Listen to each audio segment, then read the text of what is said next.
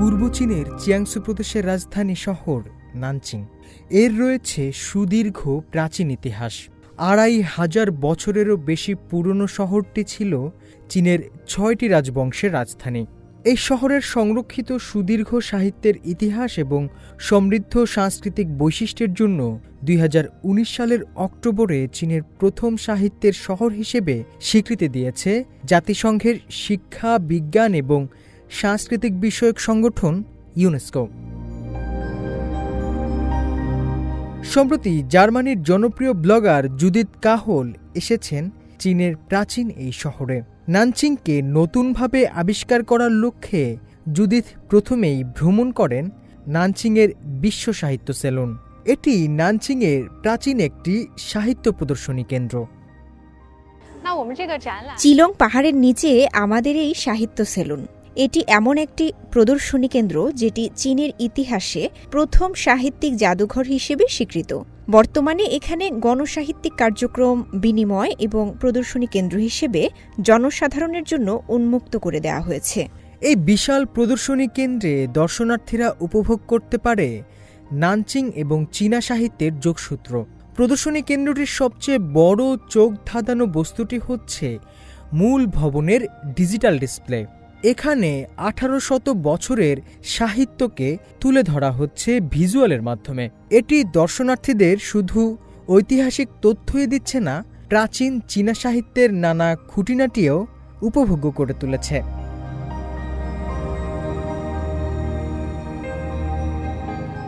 জুদিথও উপভোগ করেছেন প্রদর্শনী কেন্দ্রটির নানা দিক।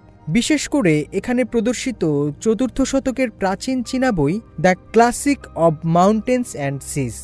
বইটির প্রতিটি পৃষ্ঠাকে তুলে ধরা হয়েছে একটি ভার্চুয়াল প্রদর্শনীর মাধ্যমে। এতে ভিন্ন এক ধরনের আস্বাদ পাচ্ছেন দর্শকরা। এটি এমন একটি শিল্পকর্ম যেখানে আধুনিক প্রযুক্তির মাধ্যমে দর্শকরা চীনা পৌরাণিক বিষয়গুলোর সঙ্গে একটি ইন্টারেক্টিভ অভিজ্ঞতা নিতে পারছেন। ক্লাসিক চীনা বইটিতে পৌরাণিক জন্তুদের একটি তালিকাও আছে।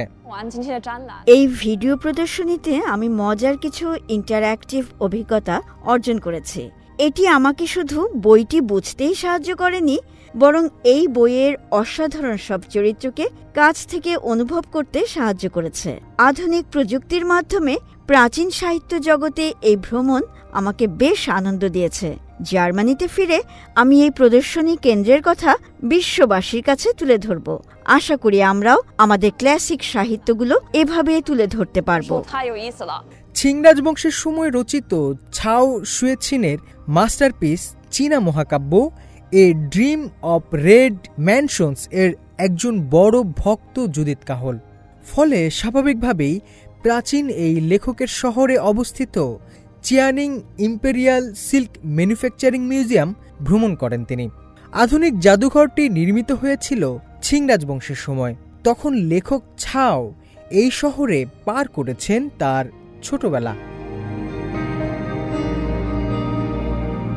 এই জাদুঘরে একদল অভিনয়শিল্পীদের পরিবেশনার মাধ্যমে তুলে ধরা হয় চীনা ক্লাসিক গল্পগুলো। প্রতিটি দৃশ্য ও চরিত্রে তারা নিজেদের সংযুক্ত করতে পেরেছেন।